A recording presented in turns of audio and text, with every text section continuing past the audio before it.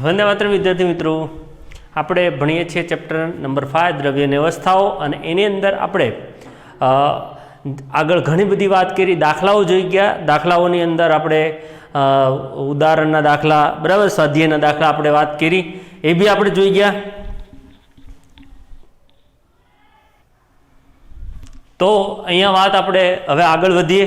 તો આગળ જે છે એ આપણે બાકીની બધી થિયરીઓ તો આપણા અભ્યાસક્રમમાંથી નીકળી ગઈ છે, જેને આપણે જીનીટની અંદર એક વખત જોઈ લઈશું. એની અંદર ઇમ્પોર્ટન્ટતા જે છે તે, બરાબર. તો અહીંયા વિદ્યાર્થી મિત્રો, એના પછીની જેટલી બી થિયરી જે છે, ગતિજ ઉર્જા અને આણ્વીય ઝડપ, બરાબર, એટલે કે 5.7 એના પછી આપણે વાયુઓના ગતિજ ઉર્જાનો આણ્વીય વાદ છે એ થિયરી, ઓકે. અને એના પછી આપણને વાસ્તવિક વાયુઓની વર્તણૂક, આદર્શ વાયુ વર્તણૂકમાંથી વિચલન, એ આપણી થિયરી જે છે તે. અને એના પછી નેક્સ્ટ આપણી જે થિયરીઓ છે કે બરાબર, એ જોઈએ હવે વાયુઓનું પ્રવાહીકરણ. તો આપણી આગળની થિયરી છે વાયુઓનું પ્રવાહીકરણ. વાયુઓનું પ્રવાહીકરણ, તો એની જરાક આપણે વાત કરી લઈએ. કરણ, ઓકે, ચાલો.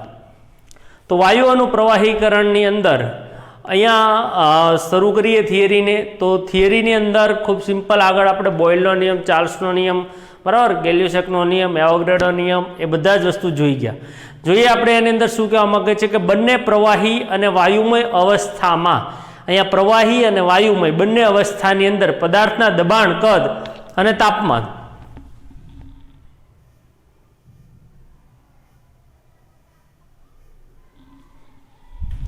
એ દબાણ, કદ અને તાપમાન, એ બંને વસ્તુ આપણે એમ કહી શકાય કે એની અંદર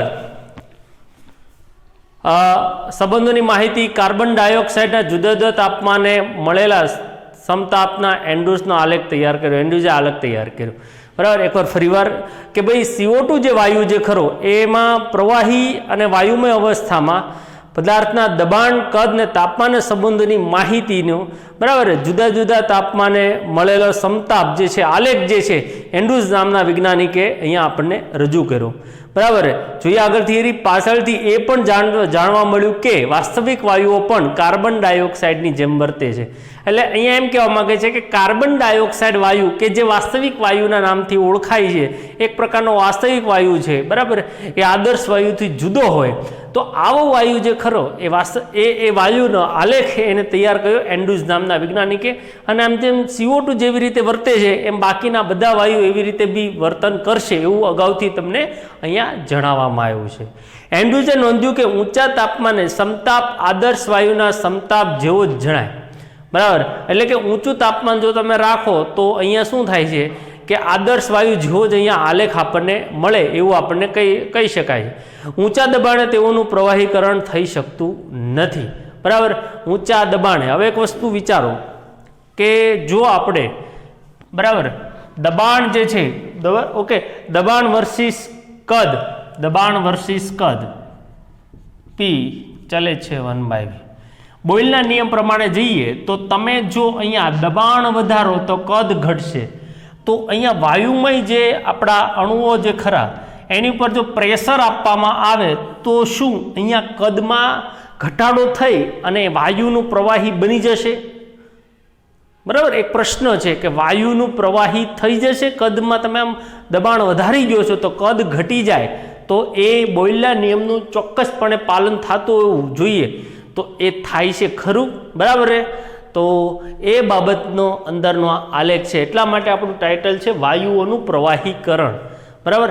એન્ડ્રુસ નામના વૈજ્ઞાનિકે એવું જોયું. હવે પાછું બોલું છું. એન્ડ્રુસે નોંધ્યું કે ઊંચા તાપમાને, ઊંચું તાપમાન રાખો ત્યારે સમતાપ આદર્શ વાયુના સમતાપ જેવું જ જણાય. એટલે કે આદર્શ વાયુ, બરાબર, આ જે વાસ્તવિક વાયુ ખરા, એ ઊંચા તાપમાને આદર્શ વાયુ જેવા થઈ જાય છે. It's okay. ઊંચા દબાણે, દબાણ ઊંચો રાખો તો તેઓનું પ્રવાહીકરણ થઈ શકતું નથી. સાંભળજો, જેમ જેમ તાપમાન નીચું લાવવામાં આવે તેમ તેમ વક્રનો આકાર બદલે. હમણાં આપણે બોર્ડ ઉપર એ વક્ર જોઈશું, તમારા ટેક્સ્ટબુકમાં પણ એ વક્ર તમને આપી દીધેલો છે, બરાબર. તો એની અંદર આપણે જરાક વાર કરીએ, અહીંયા બોર્ડ ઉપર જરા જોજો તો ખ્યાલ આવશે તમને, કે સમજીએ જરાક આપણે કે શું કહેવા માંગે છે. તો પહેલાં આપણે આલેખ જોઈ લઈએ. આલેખ જે છે એ આપણને અહીંયા દબાણ વર્સિસ કદનો આલેખ તમને ત્યાં દર્શાવેલો છે. ઓકે, હવે અહીંયા તમે દબાણમાં જુઓ P1 P2 P3 બરાબર, એવી રીતે અહીંયા અમુક પોઈન્ટ આપેલા છે. P1 કહી શકાય, P2 કહી શકાય બરાબર, એવી રીતે અહીંયા P3 કહી શકાય. અહીંયા કદ બી આપી દીધેલું છે. ઓકે, કદની અંદર બી આપણે વાત કરીએ તો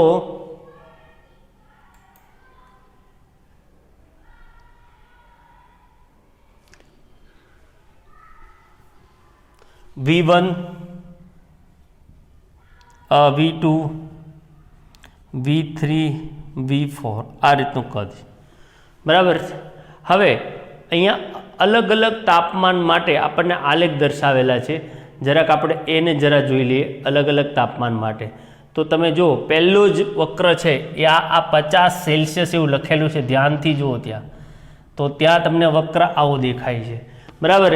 એના પછી આપણે નેક્સ્ટ આપણે જોઈ લઈએ તો 31.1 સેલ્સિયસનો વક્ર આમ દેખાય ને, અહીંયા આમ ટપકું કરીને પાછો આમ છે અને એમાં લખ્યું છે 31.1 સેલ્સિયસ. ઓકે, એના પછીનો તમે વક્ર જોઈ શકો છો તો એ છે 30.98નો વક્ર છે બરાબર. કેવો છે? 30.98. આજે આ રીતની જે આલેખ છે એ આલેખમાં અહીંયા ટચ થયેલો છે, જરા ધ્યાનથી જુઓ. અને એ તાપમાન તમને આપી દીધેલું છે 30.98 સેલ્સિયસ બરાબર. એના પછી આપણે અલગ અલગ તાપમાન માટે જોઈએ છે, એટલે અલગ અલગ તાપમાન માટે એના પછી 21.5 વાળું છે, પણ ત્યાં આવો કંઈક આલેખ આપ્યો છે, આમ કરીને આમ આપ્યો છે ને આ પાછું આમ ઉપર લઈ ગયા છે. અને આ જે તાપમાન છે 21.5 સેલ્સિયસ તાપમાન બરાબર. હવે એને આપણે આમ નંબર આપવો હોય તો અહીંયા એ તમને ત્યાં દર્શાવેલો છે, એ તમે જોઈ શકો છો ABC બરાબર. આવી રીતે ABC અને આ પોઈન્ટને ઉપર ડી કીધો છે રાઈટ. અને ત્યાર પછી તમને આપ્યું 31.1 સેલ્સિયસનો આવી રીતે આમ આપી દીધેલો છે 31.1 સેલ્સિયસ. અને એની અંદર બરાબર આપણને ત્યાં એવી રીતે દર્શાવેલું છે.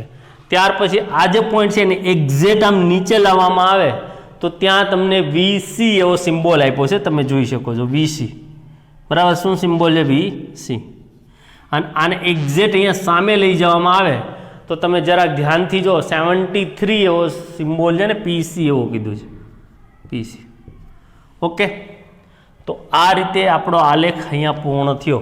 તમે આ બધા જ પોઈન્ટ જોઈ શકો છો. હવે જુઓ સાહેબ, તમને એવું સમજાવવા માગે છે, પહેલાં આપણે આની વાત કરી લઈએ બરાબર. આપણો બોયલનો નિયમ છે P ચલે છે 1/v. એક વસ્તુ સમજી લો, દબાણ વધારવામાં આવે તો કદમાં ઘટાડો થાય.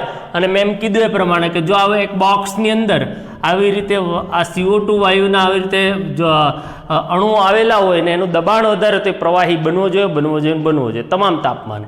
પરંતુ 50 સેલ્સિયસે જ્યારે અહીંયાથી બરાબર દબાણ વધાર્યું, આ જો આલેખ આમ દબાણ વધારતો ગયો તો કદમાં ઘટાડો થયો, પરંતુ કોઈ પણ જગ્યાએ કોઈ પણ પોઈન્ટ ઉપર પ્રવાહી બન્યો નહીં. ઓકે, આ એન્ડ્રુસ નામના વૈજ્ઞાનિકે જોયું. આ CO2 વાયુ માટેનો આલેખ છે, CO2 જે વાયુ જે છે એની માટેનો આ આલેખ છે બરાબર છે. તો વિદ્યાર્થી મિત્રો, પછી આ વ્યક્તિએ અમુક પ્રયોગ કર્યા છે 50 સેલ્સિયસ તાપમાન, 40, 30, 20 બરાબર એવી રીતે કર્યા છે બરાબર. એવી રીતે 5-5ના 2-2ના ગાળામાં કર્યા છે. એમાં એને જોયું કે 30.98 સેલ્સિયસ તાપમાન હતું. કેટલું સાહેબ? 30.98. અહીંયા જે કદ હતું એમાં ઘટાડો થયો, દબાણ વધતું ગયું. અને એક પોઈન્ટ આવ્યો કે જ્યારે એમ કહી શકાય કે CO2 વાયુનું પ્રવાહી થયું એક જ પોઈન્ટ ઉપર. અને આ જે પોઈન્ટ આવ્યો એ પોઈન્ટે જે દબાણ હતું એને PC નામ આપ્યું, અને જે કદ હતું એને VC નામ આપ્યું. અને જે તાપમાન છે એને તમે બાજુમાં જુઓ આમ TC છે. એ બધાના સિમ્બોલ હમણાં ભણશું શું છે રાઈટ. એના પછી તમે જો 30.98ની ઉપર જરાક એને 31.1 સેલ્સિયસ જરાક જ ફરક કર્યો, છતાં પણ એક પણ જગ્યાએ પ્રવાહી બન્યો નહીં CO2. ત્યાર પછી તાપમાન નીચું લઈ ગયા અને 21.5 જોયો તો એને જોયું કે અહીંયા B ને C જ્યારે હશે ત્યારે શું થાય છે કે આ ગાળા દરમિયાન વાયુમાંથી પ્રવાહી બનતો હોય બરાબર. એટલે અહીંયા બંને અવસ્થા હોય. આ વચ્ચેના ગાળા દરમિયાન શું હોય? બંને અવસ્થા. બરાબર. એના પછી તમે જુઓ તો 31.1 આ મોટો છે આપણને વક્ર. તો આ એન્ડ્રુસ નામના વૈજ્ઞાનિકે જોયું કે આ તાપમાન 30.98 તાપમાન CO2 વાયુ માટે એક એવું તાપમાન છે કે એ હોવું જ જોઈએ, એની કરતાં ઓછું હોય તો ચાલશે, પરંતુ વધુ હોય તો એ પ્રવાહી બનશે નહીં. તો આ તાપમાનને આ CO2 વાયુ માટેનું ક્રાંતિક તાપમાન નામ આપવામાં આવ્યું. કેવું તાપમાનમાં નામ આપ્યું? ક્રાંતિક. ક્રાંતિ લાવ્યા, વાયુમાંથી પ્રવાહીમાં આ તાપમાનમાં જ રૂપાંતર થાય. તો વિદ્યાર્થી મિત્રો, અહીંયા તાપમાન બી ખૂબ જરૂરી એક રાશિ છે. બરાબર છે. જો તમારે વાયુનું પ્રવાહી કરવું હોય તો સ્વાભાવિક છે કે બોયલનો નિયમ P ચલે છે 1/V પ્રમાણે આપણે દબાણ આપતા જઈએ. બરાબર છે. તો વાયુનું પ્રવાહી થવું જોઈએ, પરંતુ એવું થતું નથી, કારણ કે તાપમાન બી જરૂરી છે. તો આ રીતે વિદ્યાર્થી મિત્રો આપણે એને કહી શકાય છે. બરાબર છે. તો જોઈ લઈએ જરાક કે કઈ શું એમાં કીધું છે. આપણે તો પહોંચેલા હતા આપણે કે જેમ જેમ તાપમાન નીચું લાવવામાં આવે તેમ તેમ વક્રનો આકાર બદલાય છે. જોયું, કીધું ને, આ વક્ર આવ્યો તો આ વક્ર આવો છે, જેમ જેમ નીચું લાવો તેમ આકારમાં શું થયું? ચેન્જીસ થયો, બદલાવ આવ્યો. ઓકે. અને માહિતી આદર્શ વર્તણૂકથી નોંધપાત્ર વિચલન દર્શાવે છે. આદર્શ વર્તણૂક જેવું થઈ જાય એવું લાગે છે. 30.98 તાપમાને કાર્બન ડાયોક્સાઇડ વાયુ 73 વાતાવરણ દબાણ સુધી વાયુમાં રહે. 73 વાતાવરણ સુધી છે મારી એ વાયુમાં, અને પછી એટલે કે આ તાપમાને, બરાબર, અને 73 વાતાવરણ દબાણે સૌ પ્રથમ વખત કાર્બન ડાયોક્સાઇડ દેખાણો એટલે 30.98 ને એને ક્રાંતિક તાપમાનના નામથી ઓળખાય. શું કહેવાય? CO2 વાયુ માટે ક્રાંતિક તાપમાન, જેનો સિમ્બોલ છે TC. બરાબર. એટલા ઊંચામાં ઊંચું તાપમાન એટલું હોવું જોઈએ, એનાથી ઊંચું ચાલે નહીં. પ્રવાહી કાર્બન ડાયોક્સાઇડ વાયુ અવલોકિત થાય છે. આથી ઊંચા તાપમાને તે વાયુ હોય છે. કેવો હોય છે? વાયુ. ક્રાંતિક તાપમાને 1 મોલ વાયુનું કદને કહેવાય ક્રાંતિક કદ કહેવાય, VC કહેવાય. શું કહેવાય? VC. આ તાપમાને વાયુનું દબાણ ક્રાંતિક દબાણ કહેવાય, PC. બરાબર. તો આ રીતે વિદ્યાર્થી મિત્રો, ક્રાંતિક તાપમાન, દબાણ ને કદ ક્રાંતિક અચળાંકો કહેવાય. શું કહી શકાય? ક્રાંતિક અચળાંક. ત્યારબાદ દબાણનો વધારો કરવામાં આવે, દબાણનો વધારો કરવામાં આવે, બરાબર, તો એ દર્શાવે છે એ કરવામાં આવે તો પ્રવાહી કાર્બન ડાયોક્સાઇડને માત્ર સંકોચે, વક્ર પ્રવાહીનું સંકોચન દર્શાવે છે. આ વક્ર છે પ્રવાહીનું શું દર્શાવે છે?